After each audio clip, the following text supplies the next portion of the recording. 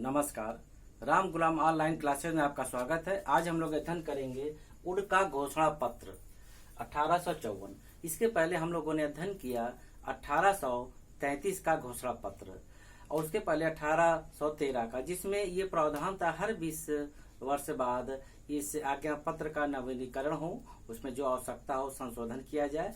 उसी के अंतर्गत 1853 में उसकी अवधि पूरी हुई और उसके बाद एक नए आज्ञा पत्र की तैयारी की गई और ब्रिटिश संसद को अब ये अनुभव होने लगा कि भारत में शिक्षा का, साहित्य का, सभ्यता का उपेक्षा करना उचित नहीं है।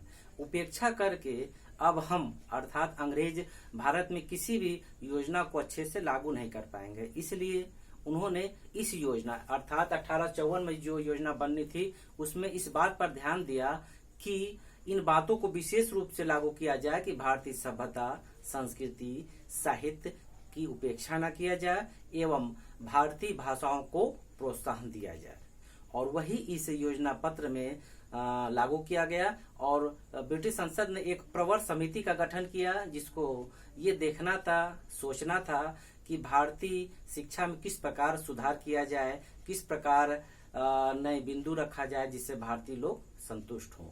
और उस समय कंपनी के बोर्ड ऑफ कंट्रोल के अध्यक्ष, अंग्रेजी कंपनी के बोर्ड ऑफ कंट्रोल के अध्यक्ष सर चार्ल्स वुड थे। उनको ये जिम्मेदारी दी गई कि आप शिक्षा संबंधी प्रस्ताव को तैयार करिए। उन्होंने बड़े मेहनत से, क्योंकि बुद्धिमान थे, दूरदर्शी थे और वातावरण को जानते थे कि भारत में कैसा वातावरण चाहिए, सबको ध्यान में रखते हुए और अंग्रेजी कंपनी का विचार भी ध्यान में रखते हुए उन्होंने एक ऐसा आज्ञा पत्र तैयार किया, एक ऐसा विवरण पत्र तैयार किया जिसमें भारतीय साहित्य, भाषा और सभ्यता का सम्मान करते हुए उनकी क्षेत्रीय भाषा का भी यानी मातृभाषा का भी ध्यान रखा गया। जो इस प्रकार के प्रस्ताव सर चार्ल्स वुड ने बना करके तत्कालीन गवर्नर जनरल लॉर्ड डलहौजी को प्रस्तुत किया, उन्हीं के इस प्रस्ताव को चार्ल्स वुड का घोषणा पत्र कहते हैं, जो 1854 में उन्होंने प्रस्तुत किया। इस वुड के घोषणा पत्र का अन्य नाम भी है, आइए उसकी चर्चा करते हैं। शिक्षा का मैग्ना कार्टा, शिक्षा का मैग्ना कार्टा नाम से जाना जाता है। कहीं कहीं शिक्षा का मैग्ना शब्द भी प्रयोग होता है, एक दो बुक में मिला है। और इसके अलावा शिक्षा का महाधिकार पत्र, शिक्षा का महाधिकार पत्र के नाम से भी इस घोषणा पत्र को जानते हैं एवं वुड्स डिस्पैच नाम से भी इसको जाना जाता है इत्यादि।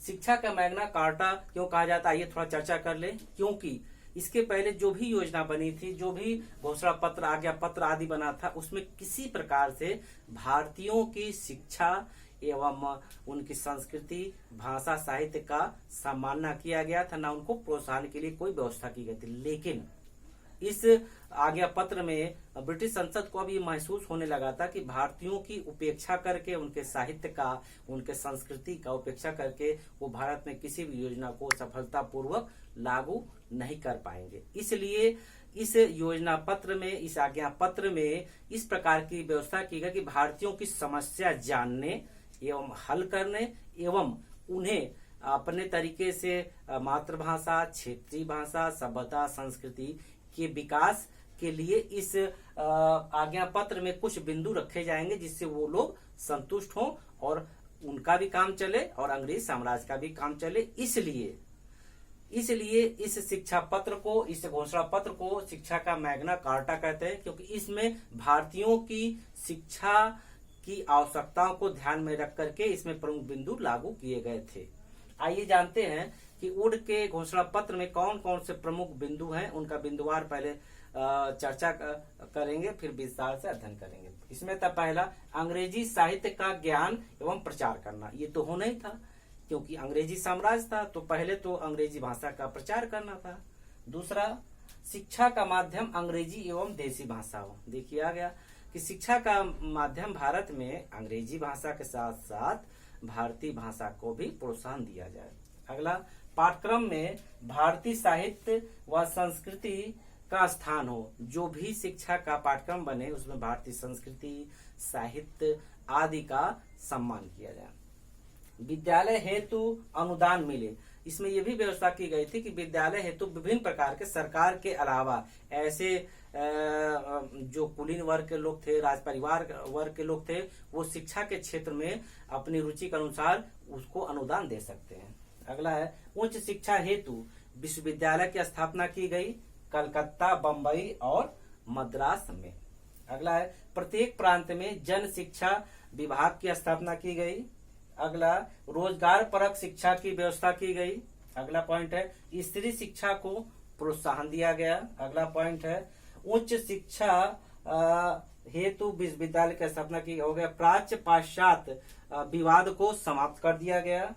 और इसके बाद है निर्धन छात्रों को छात्रवृत्ति दी गई। निर्धन छात्रों को छात्रवृत्ति दी गई एवं नैतिक विकास पर बल दिया गया। अगला है निस्यंदन सिद्धांत की समाप्ति हो गई। इस घोषणा पत्र में मुसलमानों की शिक्षा पर भी बल दिया गया एवं शिक्षक प्रशिक्षण विद्यालय की स्थापना की गई और लंदन के विश्वविद्यालय तर्ज के आधार पर या लंदन के शिक्षा मॉडल के आधार पर भारतीयों का भी उसी प्रकार से व्यवस्था की जाए आदि।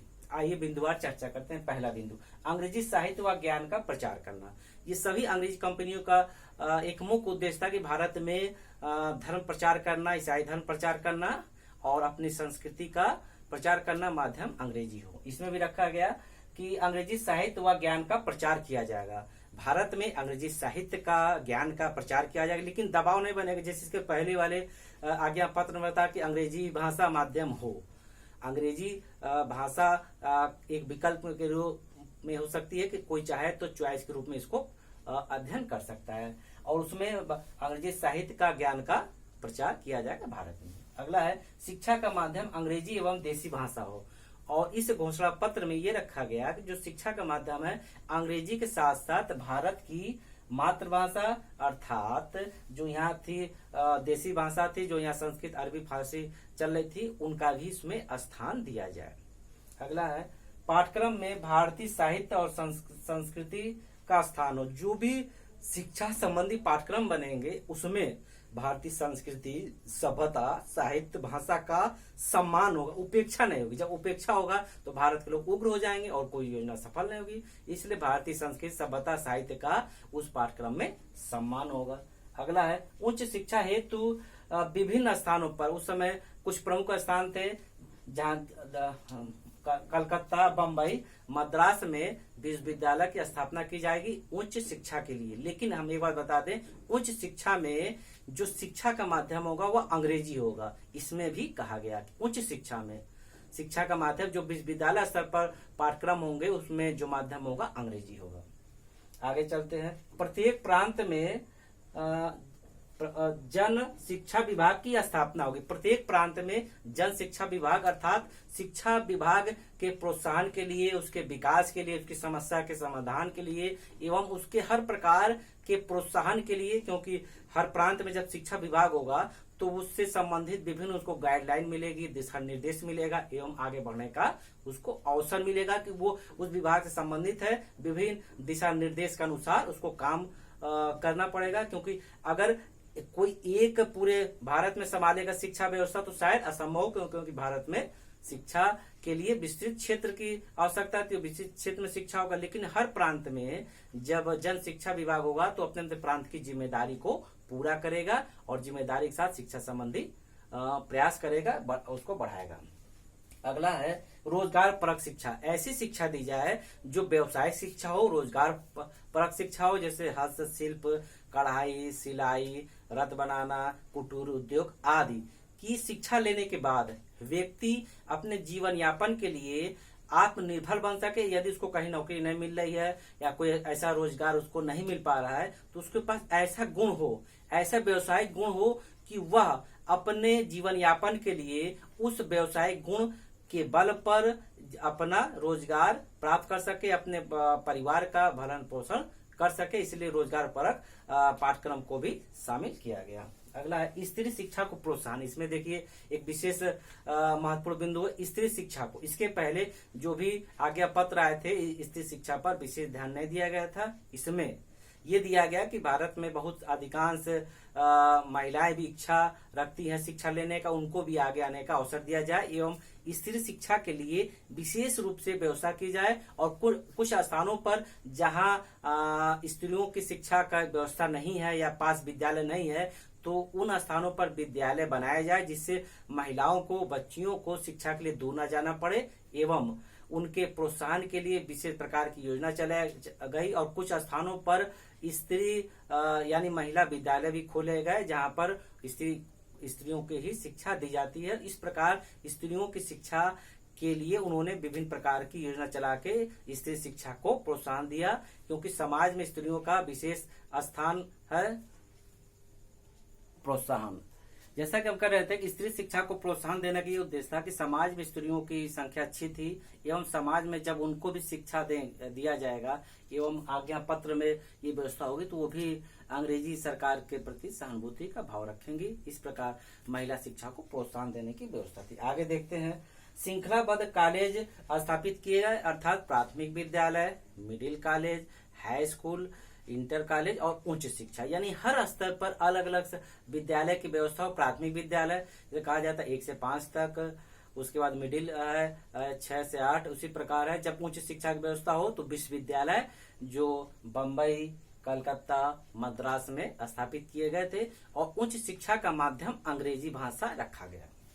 आगे चर्चा करते हैं, प्राच्य और पाश्चात्य विवाद को समाप्त कर देगा। इसमें ऐसी कोई व्यवस्था नहीं की गई कि शिक्षा केवल उच्च वर्ग को दी जाए, कुलीन वर्ग को दिया जाए, उसके माध्यम से वो निम्न वर्ग तक आए। इसमें कोई ऐसी व्यवस्था नहीं की गई थी। इसमें जो व्यवस्था की गई थी कि सभी को शिक्षा का समान अवसर मिलेगा, उच्च वर्गीय हो, कुलीन वर्गीय हो, मध्यम हो, निम्न हो, महिला इत्यादि। इसलिए पाश्चात्य और प्राच्य जो विवाद था वो पूर्णतः समाप्त हो गया। आगे देखते हैं, निर्धन छात्रों को छात्रवृत्ति दी जाएगी। ऐसे जो छात्र निर्धन हो, जिनकी आर्थिक स्थिति बहुत कमजोर हो, वो पढ़ने में योग्य हो, अच्छे हो, तो शिक्षा के विकास के लिए उनको आगे बढ़ने के लिए एक छात्रवृत्ति योजना चलाई गई कि निर्धन छात्रों को छात्रवृत्ति दी जाएगी कि आर्थिक स्थिति उनके विकास में बाधक ना बने। अगला चर्चा करते हैं कि शिक्षा का दायित्व तो राज्य सरकार पर होगा। शिक्षा का जो दायित्व है वो राज्य सरकार पर होगा कि वो अपने क्षेत्र के अंतर्गत शिक्षा के विकास के लिए समस्त कामों को करे। आगे है, निर्धन छात्रों को हो गया, ये होगा। नैतिक शिक्षा पर भी विकास दिया जाएगा। नैतिक जो व्यवहार है, शिक्षा है, उस पर भी इसमें व्यवस्था की गई कि नैतिक जो हमारा व्यवहार उसको सुधारने के लिए विभिन्न प्रयास किए जाएंगे। अगला है, निस्यंदन सिद्धांत का समाप्ति हो गया। मुस्लिम शिक्षकों शिक्षा पर भी बल दिया गया। जो मुस्लिम संप्रदाय के लोग थे उनकी भी शिक्षा पर इसमें बल दिया गया कि उनको भी मदरसा, मकतब आदि जो उनके शिक्षण संस्थान थे उनको भी आगे बढ़ने का अवसर था। कोई प्रतिबंध लगाने का ऐसा कोई इसमें प्रावधान नहीं था, उनको भी इसमें महत्व दिया गया। आगे, शिक्षक प्रशिक्षण विद्यालय की आवश्यकता महसूस की गई और लागू किया गया कि शिक्षक जो होंगे उनको प्रशिक्षण दिया जाए, यानी प्रशिक्षण विद्यालय हो जो शिक्षकों को प्रशिक्षण दे। जैसे इस समय बीएड बीटीसी है, उसी प्रकार कि शिक्षक प्रशिक्षण विद्यालय हो जो उनको विभिन्न प्रकार से ट्रेनिंग दे, प्रशिक्षित करे कि वो जो उसमें से पास होके आए वो निखर के आए। कि एक शिक्षक के अंदर जो गुण होना चाहिए, जब वो प्रशिक्षित होगा तो उसका शिक्षण प्रभावी होगा और अच्छे से वो अपने छात्रों को शिक्षा दे पाएगा और मार्गदर्शन कर पाएगा। लंदन विश्वविद्यालय की तर्ज पर यहाँ शिक्षा मॉडल रखा गया, अर्थात लंदन में जो शिक्षा का मॉडल था विश्वविद्यालय स्तर पर या अन्य स्तर पर, उसके तर्ज पर इसमें व्यवस्था की गई थी जो भारत में लागू की गई। इस प्रकार हम देखते हैं कि आज हम लोगों ने अध्ययन किया बोर्ड का घोषणा पत्र, जिसमें कुछ महत्वपूर्ण बातें पर चर्चा करने की हम लोगों ने सीखा। बोर्ड का घोषणा पत्र कब प्रस्तुत हुआ? 1854 में। इसके अन्य क्या नाम है? मैग्ना कार्टा, महाधिकार पत्र, वुड्स डिस्पैच। इसके अध्यक्ष कौन थे? इसके अध्यक्ष सर चार्ल्स वुड थे, जो क्या थे इसके पहले कंपनी के बोर्ड ऑफ कंट्रोल के अध्यक्ष पद पर थे। और उनके द्वारा जो प्रस्तुत किया गया एक शिक्षा संबंधी प्रस्ताव को ही बोर्ड का घोषणा पत्र कहते हैं। इस प्रकार हम लोगों ने देखा कि इस शिक्षा पत्र के माध्यम से भारतीयों को बहुत कुछ आगे बढ़ने का, उनकी समस्या समाधान करने का, उनकी सभ्यता, संस्कृति, साहित्य, भाषा को प्रोत्साहन दिया गया, महिला शिक्षा को भी प्रोत्साहन दिया गया। इस प्रकार हम लोगों ने वुड के घोषणा पत्र का अध्ययन किया। इसके बाद हम लोग इसके आगे का चर्चा करेंगे अगले क्लास में। धन्यवाद।